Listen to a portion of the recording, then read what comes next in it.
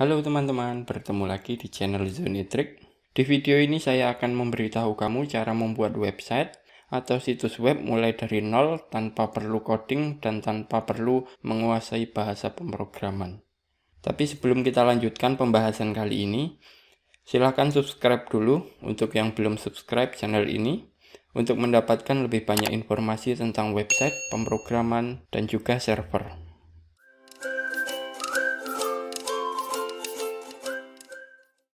Oke, sekarang kita lanjutkan pembahasan tentang cara membuat website.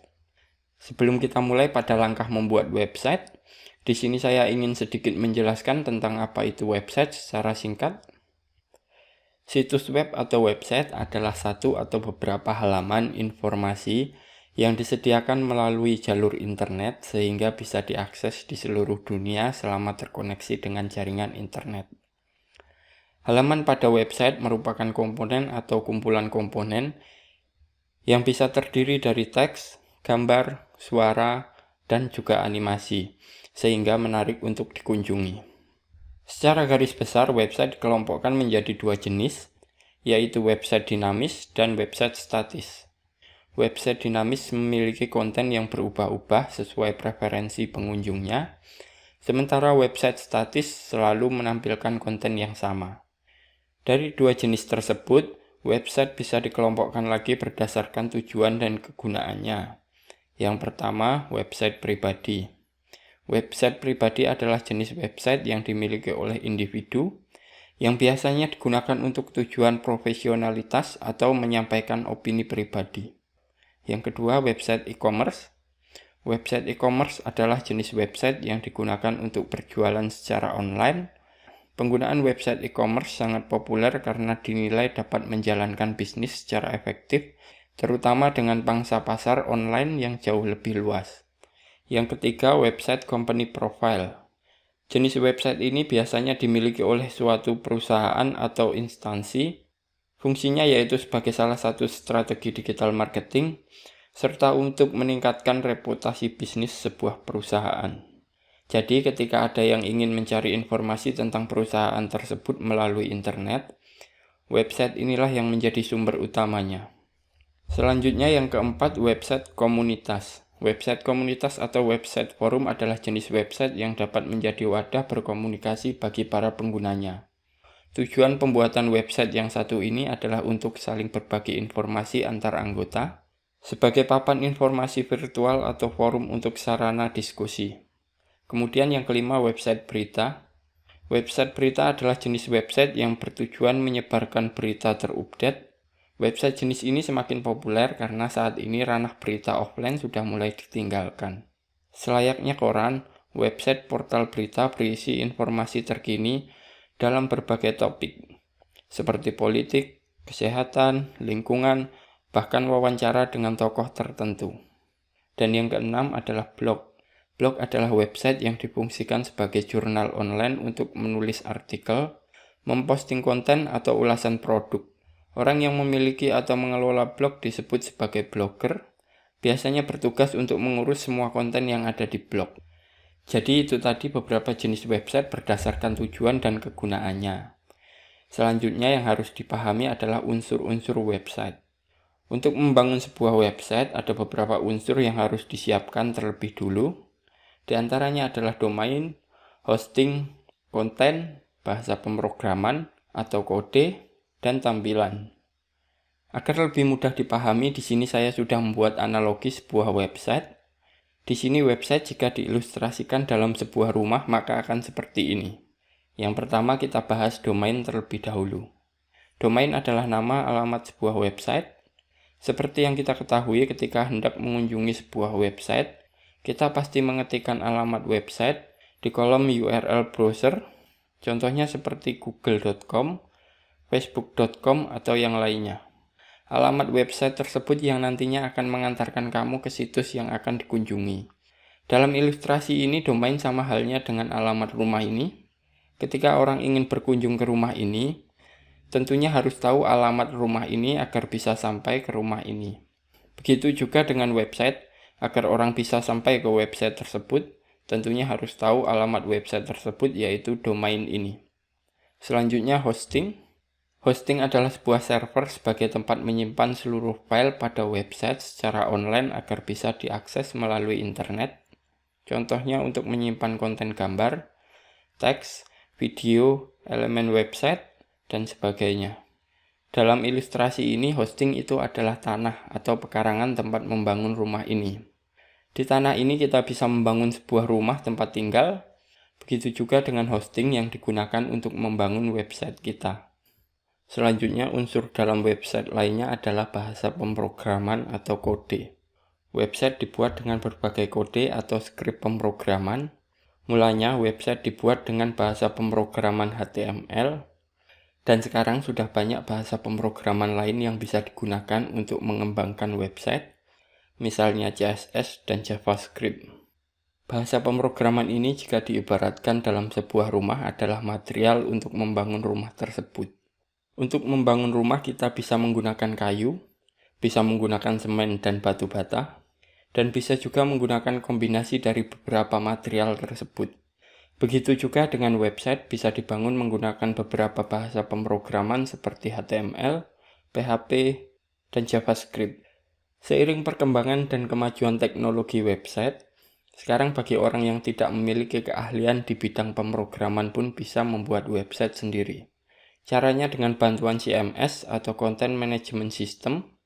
Beberapa CMS yang bisa digunakan untuk membangun website sendiri antara lain WordPress, Joomla, Drupal, Magento, dan lain sebagainya.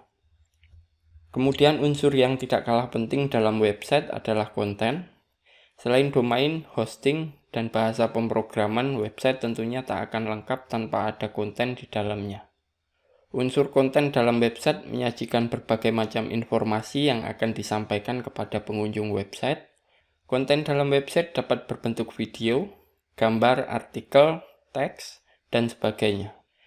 Konten ini jika diibaratkan dalam sebuah rumah adalah isi atau properti di rumah tersebut. Jadi konten dalam sebuah website ini sangat penting karena ini merupakan tujuan dari dibangunnya sebuah website, yaitu untuk menyampaikan informasi dari konten tersebut. Selanjutnya unsur yang terakhir yaitu tampilan. Tampilan website merupakan hal penting untuk memberikan citra kepada pengunjung. Tampilan website bukan saja harus menarik, melainkan juga ada hal lain yang perlu diperhatikan. Contohnya kemudahan dalam penggunaannya. Untuk membuat tampilan website menjadi menarik bisa dilakukan dengan bahasa pemrograman CSS. Untuk tampilan ini jika diibaratkan dalam sebuah rumah adalah tampilan dari sebuah rumah tersebut, termasuk bentuk dan warna dari rumah tersebut. Sebuah rumah dibuat tidak hanya soal tampilan yang menarik, tapi juga kenyamanan dan kemudahan akses rumah tersebut. Begitu juga dengan website, bukan hanya tampilannya menarik, tapi juga mudah digunakan. Jika menggunakan CMS seperti WordPress, ada banyak sekali pilihan template siap pakai, sehingga membuat tampilan website menarik tidak harus menguasai bahasa pemrograman CSS. Karena saat ini sudah banyak template yang memudahkan kamu untuk melakukan kustomisasi, seperti mengedit font, memilih warna font, men-setting layout, dan lainnya. Oke, setelah kita membahas tentang apa itu website dan unsur-unsur dalam website, sekarang kita lanjutkan dengan praktek cara membuat website tanpa coding dengan mudah. Pertama yang perlu kita persiapkan adalah hosting dan domain. Untuk mendapatkan domain dan hosting ini kita bisa menyewa dari salah satu penyedia layanan web hosting. Jadi untuk domain dan hosting ini lebih tepat jika disebut menyewa atau berlangganan. Karena domain dan hosting ini harus kita perpanjang untuk tetap terus bisa kita gunakan. Jadi bukan sekali beli kemudian bisa digunakan selamanya. Untuk hosting sendiri biasanya bisa kita sewa dengan siklus tagihan per bulan, per 3 bulan, per 6 bulan, atau per tahun. Sedangkan domain minimum masa sewanya 1 tahun dan maksimal 10 tahun. Baik domain maupun hosting kita harus memperpanjang sebelum masa sewanya habis. Jika setelah masa sewa habis dan tidak diperpanjang, hosting dan domain akan ditangguhkan. Dan setelah ditangguhkan, biasanya kita masih diberi waktu beberapa hari untuk memperpanjang sebelum domain atau hosting tersebut dihapus. Untuk provider web hosting ada banyak sekali yang bisa kamu pilih, baik provider dari Indonesia maupun dari luar negeri.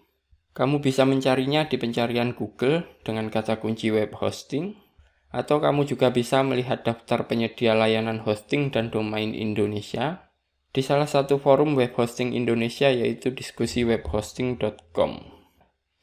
Di forum diskusiwebhosting.com ini, kamu bisa melihat daftar provider web hosting di Indonesia. Caranya dengan klik pada tautan ini. Di halaman ini kamu bisa melihat daftar provider web hosting Indonesia. Di sini ada banyak sekali provider web hosting Indonesia. Walaupun tidak seluruhnya, tapi sebagian besar provider web hosting Indonesia ada di daftar ini.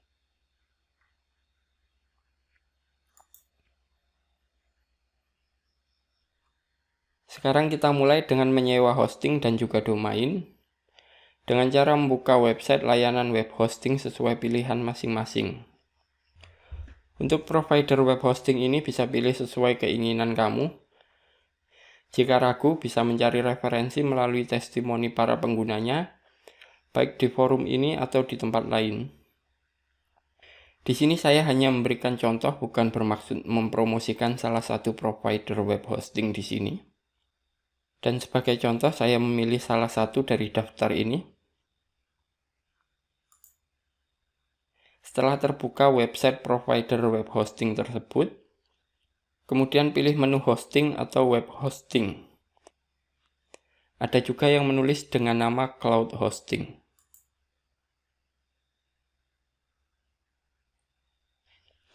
Pilih paket sesuai kebutuhan kamu, kemudian klik order atau pesan. Setiap provider tentu berbeda tulisannya. Dan jika memiliki masalah saat melakukan pemesanan, kamu juga bisa menghubungi bantuan provider tersebut. Biasanya di website provider tersebut sudah disediakan live chat seperti ini. Di sini saya memilih paket yang paling kecil karena hanya untuk contoh di video ini. Jika menggunakan provider ini untuk melakukan pemesanan, klik pada nama lokasi server ini. Dan di sini saya pilih yang Singapura.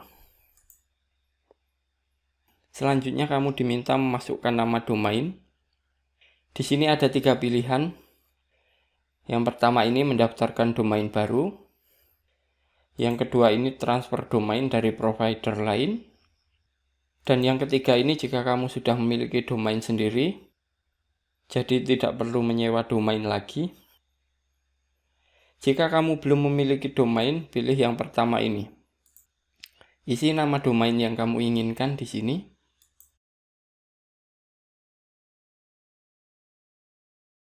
Kemudian pilih ekstensi domain yang diinginkan. Untuk harganya, setiap ekstensi domain ini berbeda-beda. Untuk .com ini sekitar 150.000 per tahun. Dan untuk .net sekitar 170.000 per tahun. Dan setiap provider tentu berbeda-beda harganya. Setelah mengisi nama domain dan memilih ekstensi domain, kemudian kita periksa ketersediaan domain yang kita pilih ini. Sudah ada yang menggunakan atau belum dengan cara klik cek di sini.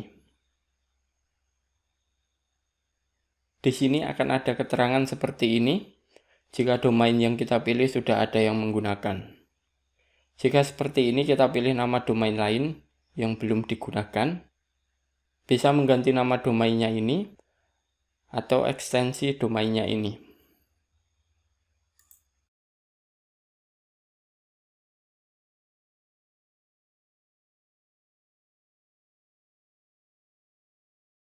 Setelah diganti nama domain atau ekstensinya, kemudian klik cek lagi. Jika tersedia, akan menampilkan keterangan bahwa domain tersedia seperti ini. Di sini juga terlihat harga domain untuk per tahunnya. Jika sudah selesai memilih domain yang ingin digunakan, klik continue ini. Di sini kita diminta memilih masa sewa atau siklus waktu penagihan untuk perpanjang hostingnya. Kamu bisa pilih setiap bulan, setiap 3 bulan, setiap 6 bulan, atau yang lainnya. Setelah memilih, kemudian klik continue lagi. Selanjutnya checklist bagian ini. Kemudian klik continue lagi. Jika ingin merubah siklus tagihan untuk domain yang dipesan ini, bisa dirubah di sini dan maksimal 10 tahun. Jika dirasa sudah benar, klik checkout ini. Sampai di sini kita diminta untuk membuat akun jika belum memiliki akun. Silahkan isi sesuai data yang diminta. Yang terpenting di sini kamu harus memasukkan alamat email yang benar, karena nanti data dari hosting yang kita pesan ini akan dikirimkan ke email tersebut.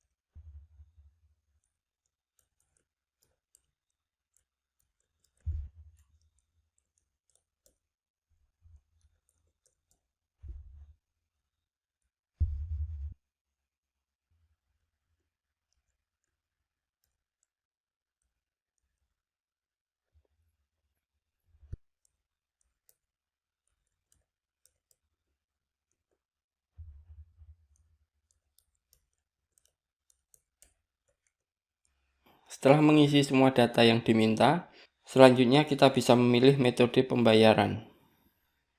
Silakan pilih salah satu metode pembayaran yang tersedia, bisa transfer antar bank, PayPal, atau yang lainnya. Setiap provider biasanya menyediakan pilihan metode pembayaran yang berbeda. Ada yang pilihannya banyak, ada juga yang pilihannya hanya sedikit.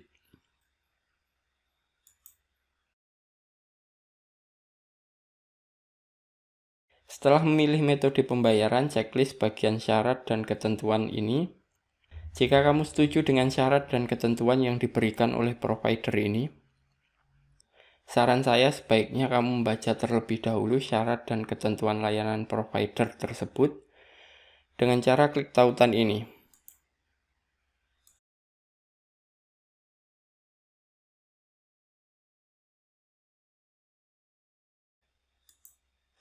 Jika sudah, sekarang klik complete order ini.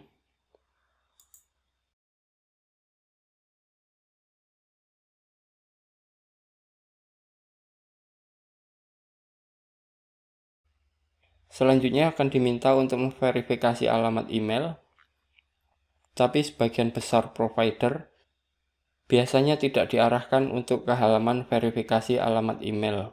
Jadi langsung diarahkan ke halaman pembayaran, tapi untuk di provider ini, kita diminta untuk memverifikasi alamat email terlebih dahulu. Jika diminta untuk memverifikasi alamat email seperti ini, silahkan buka email kamu, kemudian klik link verifikasi yang ada di email kamu. Sekarang saya verifikasi dulu.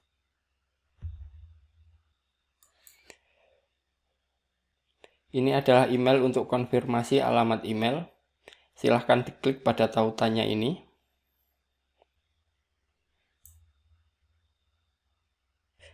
Setelah melakukan verifikasi alamat email, selanjutnya masuk ke klien area provider tersebut dan buka halaman tagihan atau invoice.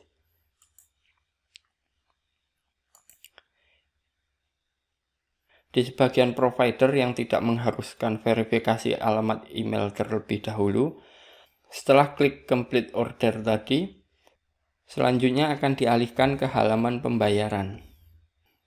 Silahkan bayar sesuai tagihan yang tercantum di halaman pembayaran ini. Di sini tagihan saya adalah 30.000. Saya bayar terlebih dahulu tagihan saya.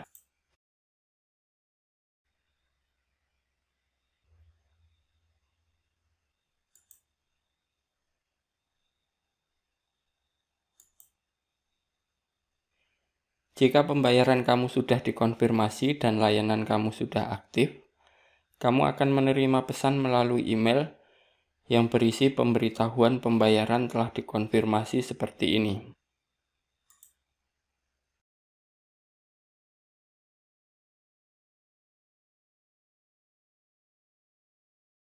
Dan kamu juga akan menerima email yang berisi informasi tentang data login kontrol panel hosting dan domain yang sudah diaktifkan, kurang lebih seperti ini.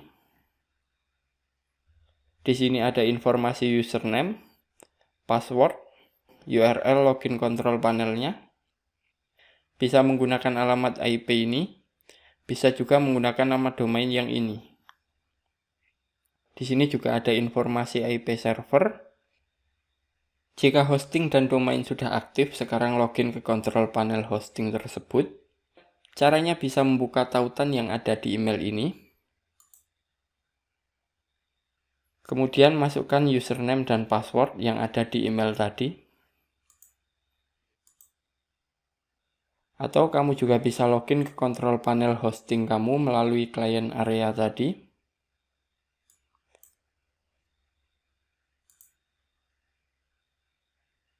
Kita kembali ke client area. Kemudian pilih service ini. Di sini status hosting sudah aktif. Kita klik di sini. Kemudian klik login to cPanel ini.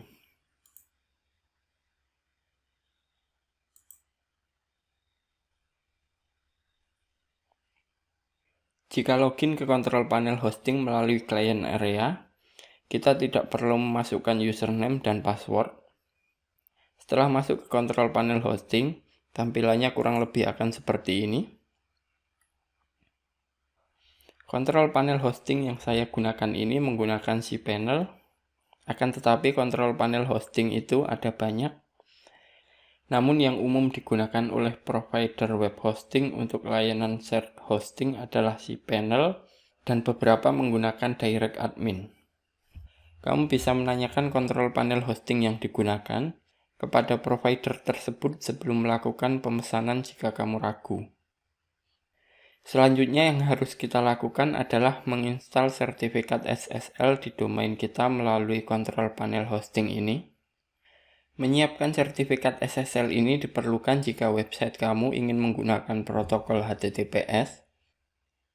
Tapi jika tidak ingin menggunakan protokol HTTPS, kamu bisa lewati yang ini dan langsung install WordPress. Tapi di sini saya menyarankan untuk menggunakan protokol HTTPS.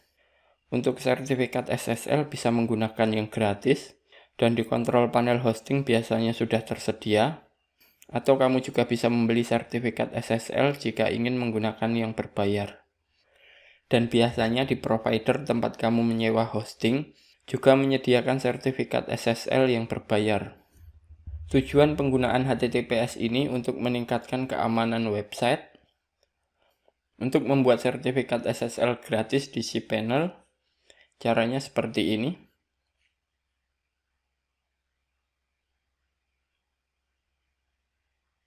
Pertama masuk ke menu SSL atau TLS status ini.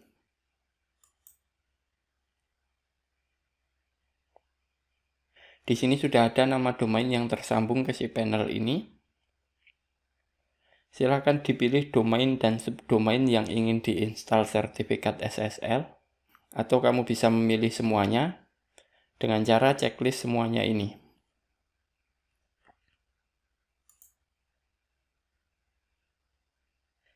Setelah dipilih domain dan subdomain yang ingin diinstal sertifikat SSL, kemudian klik Run Auto SSL ini, dan tunggu sampai proses penginstalan Auto SSL ini selesai.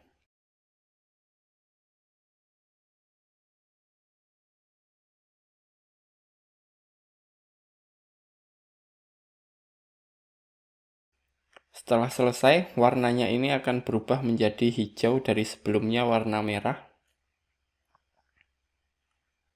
Dan sekarang sertifikat SSL sudah berhasil diinstal untuk domain tersebut.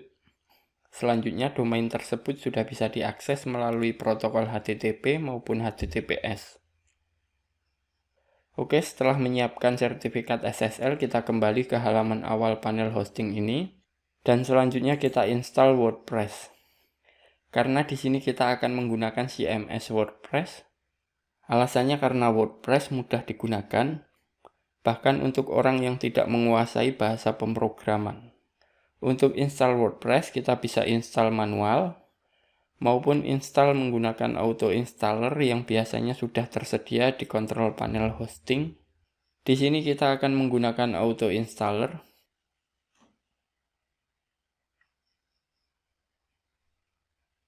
Untuk cara install WordPress menggunakan auto installer, caranya dengan pilih Softaculous ini. Di halaman ini ada banyak script CMS yang bisa diinstal hanya dengan beberapa klik saja. Salah satunya WordPress ini. Untuk menginstal, klik tulisan install di bawahnya ini. Kemudian pilih protokol yang ingin digunakan. Jika sebelumnya kamu sudah menginstal sertifikat SSL untuk domain kamu, maka protokol ini pilih yang HTTPS. Tapi jika tidak ingin menggunakan HTTPS, kamu pilih yang HTTP ini. Kemudian domain ini pilih domain yang ingin digunakan. Untuk direktori ini kosongkan saja. Selanjutnya nama situs ini isi dengan nama website kamu.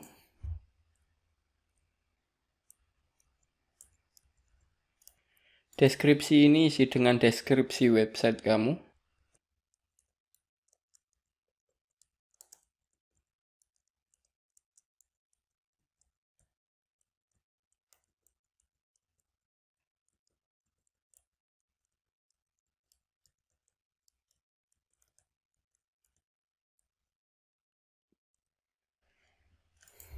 Username ini merupakan username yang nantinya digunakan untuk login ke dashboard WordPress. Bisa kamu ganti atau biarkan menggunakan username admin. Password ini isi dengan password untuk login ke dashboard WordPress.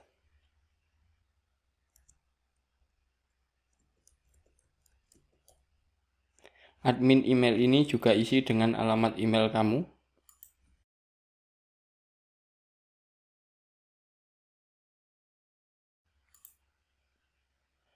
Bahasa ini bisa kamu pilih bahasa Indonesia. Untuk plugin ini bisa dipilih jika memang dibutuhkan, atau kamu juga bisa install nanti melalui dashboard WordPress. Dan untuk tema ini bisa dipilih, bisa juga tidak. Saya sendiri biasanya tidak memilih dan mengganti tema standarnya melalui dashboard WordPress. Tetapi jika kamu ingin memilih juga bisa. Kemudian isi kolom email ini jika ingin data login WordPress tadi dikirim ke email tersebut. Atau kosongkan saja juga bisa. Selanjutnya klik install ini. Dan tunggu sampai proses install selesai.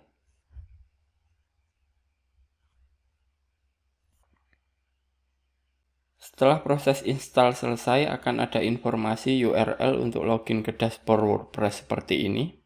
Kamu dapat mengakses halaman login website WordPress kamu dengan mengetik URL seperti ini, atau kamu bisa langsung klik tautan ini. Silahkan diingat alamat beserta username dan password yang digunakan untuk login ke dashboard ini. Seperti ini tampilan dashboard pada WordPress. Di dashboard WordPress ini kita bisa mengisi konten website kita. Bukan hanya mengisi konten website, tapi untuk mengganti tema, menginstal plugins, dan kustomisasi website lainnya juga melalui dashboard WordPress ini. Dengan menggunakan WordPress, kita bisa membuat berbagai jenis website. Beberapa di antaranya seperti blog, website portofolio, website bisnis, website portal berita, dan website toko online. Kita tinggal mengganti tema yang sesuai dengan jenis website kita, dan juga install plugin jika diperlukan. Misalnya website toko online, kita bisa install plugin WooCommerce untuk memudahkan mengelola produk kita tanpa harus menguasai bahasa pemrograman. Saya akan jelaskan sedikit mengenai menu-menu pada dashboard WordPress ini. Yang pertama, menu post ini. Menu post ini digunakan untuk membuat dan mengelola postingan website kamu, termasuk kategori dan tag. Untuk membuat post baru, klik tambah baru ini. Masukkan judul postnya di sini.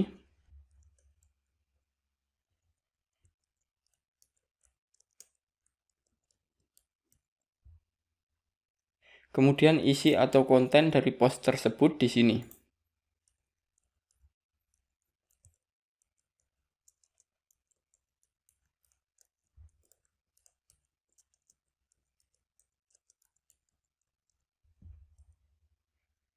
Dan kamu juga bisa menambahkan media seperti foto atau video dengan klik tambahkan media ini.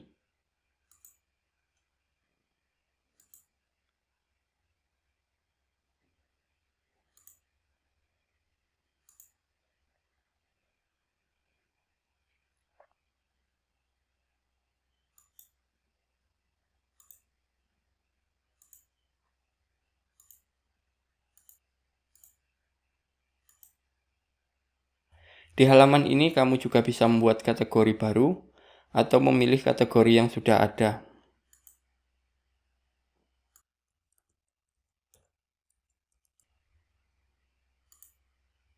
Begitu juga dengan tag. Di sini bisa menambahkan tag baru.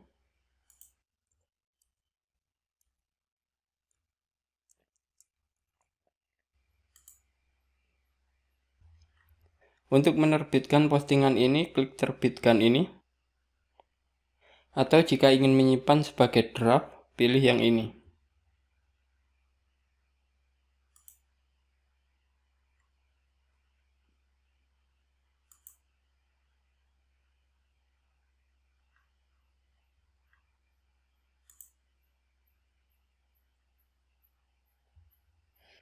Kemudian menu media. Menu media ini digunakan untuk mengelola media yang kamu unggah ke website ini. Di halaman ini kamu juga bisa mengunggah media baru dengan memilih tambah baru ini. Kemudian pilih berkas ini. Selanjutnya menu laman. Laman ini digunakan untuk mengelola laman dan membuat laman baru. Laman ini hampir sama dengan post, namun fungsi dan tujuan penggunaannya yang berbeda. Laman ini lebih sering digunakan untuk halaman yang sifatnya tetap, misalnya halaman disclaimer, halaman kontak, atau yang lainnya. Sedangkan post biasanya digunakan untuk membuat konten seperti artikel atau berita yang bersifat dinamis yang memiliki kategori. Untuk membuat laman baru, caranya hampir sama dengan cara membuat post tadi. Pilih tambah baru ini. Bedanya jika di post tadi kita bisa menentukan kategori dan tag. Untuk di laman ini kita tidak bisa membuat atau menentukan kategori dan juga tag. Kemudian selanjutnya menu komentar. Menu komentar ini digunakan untuk mengelola komentar pada website tersebut, seperti melihat komentar dari pengunjung, menghapus komentar, menyetujui komentar, dan membalas komentar. Selanjutnya menu tampilan. Menu ini digunakan untuk mengelola tampilan website kamu, seperti mengganti tema website, kustomisasi tema website, menambahkan widget, dan lain-lain. Di halaman ini kita bisa melihat daftar tema yang sudah diinstal dan juga tema yang digunakan. Aktif ini tandanya tema yang kita gunakan saat ini. Untuk menginstal tema baru, kamu bisa klik tambah baru di sini. Dan di halaman ini kamu bisa mencari tema yang sesuai dengan website kamu. Untuk mempermudah kamu bisa gunakan kotak pencarian ini untuk mencari tema dengan menggunakan nama tema yang diinginkan. Sebagai referensi, kamu bisa mencari nama tema yang sesuai dengan website kamu di pencarian Google. Misalnya untuk website toko online, cari di Google dengan kata kunci tema WordPress untuk toko online. Atau misalnya untuk blog, cari di Google dengan kata kunci tema WordPress untuk blog.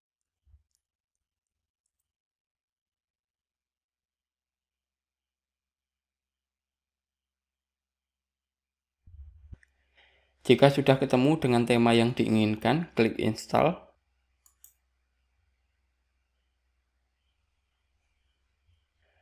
Setelah tema terinstall, klik aktifkan ini. Jika ingin langsung mengaktifkan, maka tema akan langsung terpasang pada website kamu.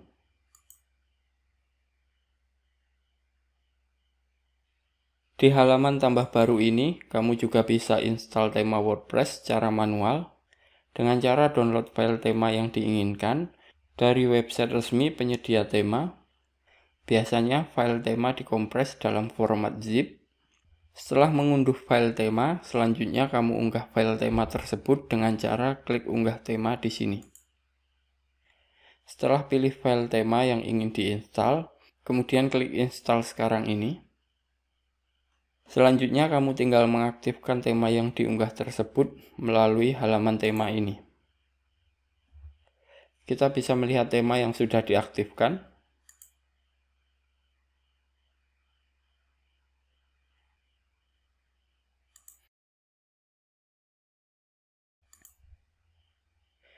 Di sini ada menu sesuaikan ini.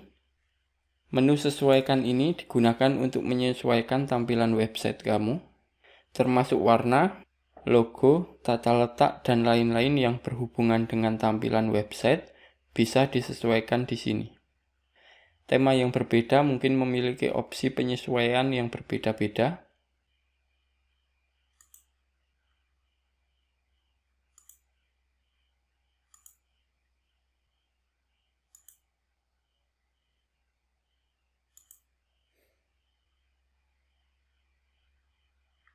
Setelah selesai melakukan perubahan di menu sesuaikan ini, jangan lupa klik terbitkan ini agar perubahan yang dibuat tersimpan dan diterapkan pada website tersebut. Kemudian untuk menutup, klik ini. Selanjutnya menu widget ini. Widget ini digunakan untuk mengelola widget website kita.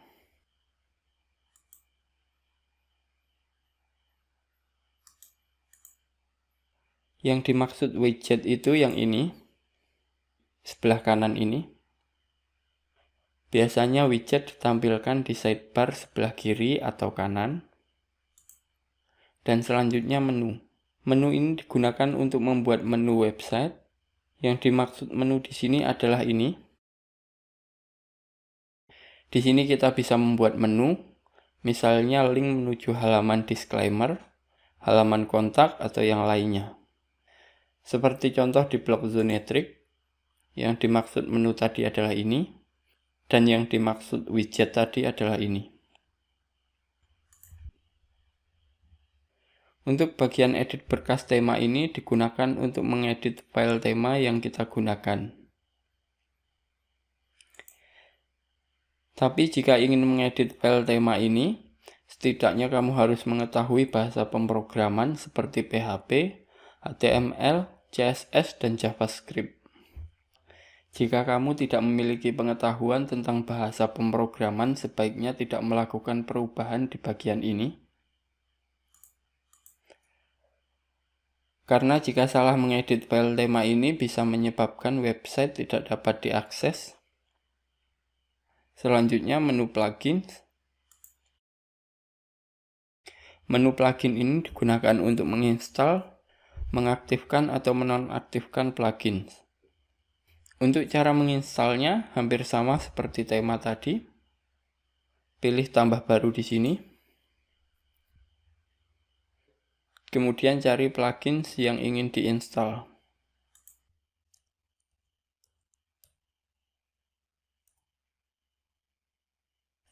Setelah ketemu, klik install ini, kemudian aktifkan. Kamu juga bisa mengunggah file plugin di bagian ini.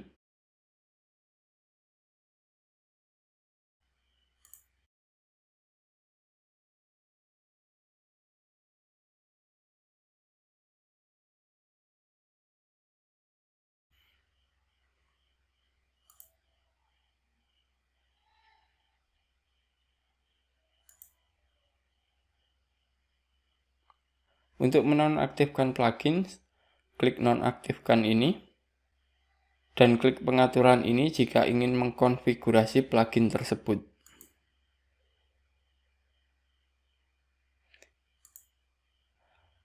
Plugin ini bisa membantu kamu dalam memaksimalkan website kamu, dan di sini ada banyak plugin yang bisa diinstal dengan mudah.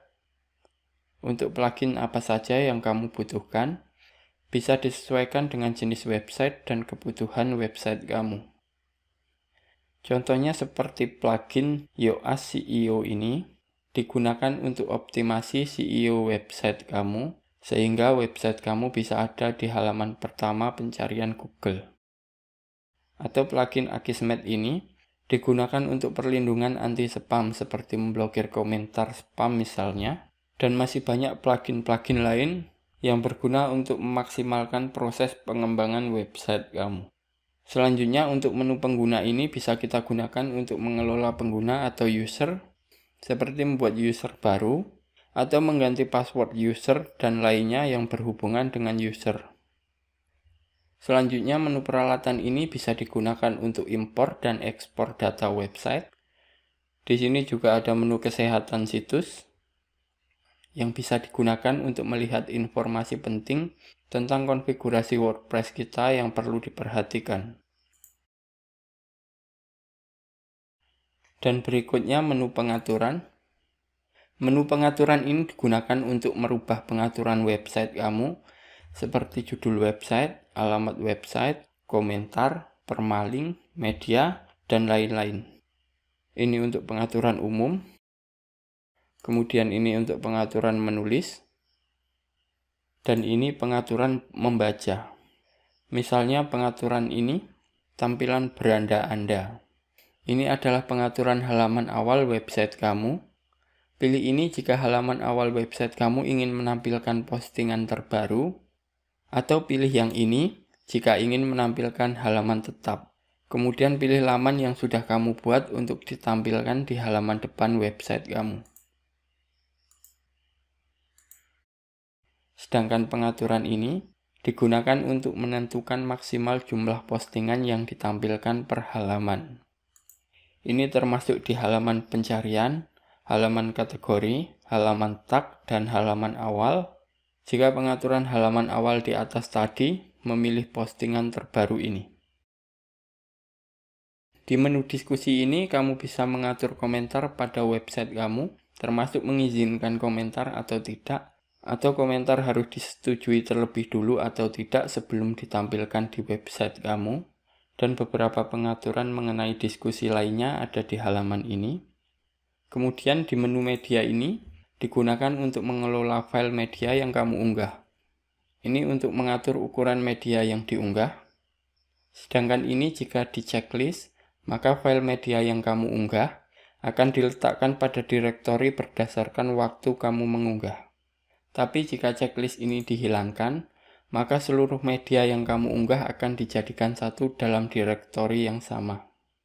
Dan untuk menu permalink ini digunakan untuk membuat struktur URL pada website kamu. Bisa menggunakan angka seperti ini, atau menggunakan nama sesuai judul post atau halaman, atau menggunakan nama sesuai judul post atau halaman tersebut. Bisa juga menggunakan nama dan tanggal waktu post atau halaman itu diterbitkan.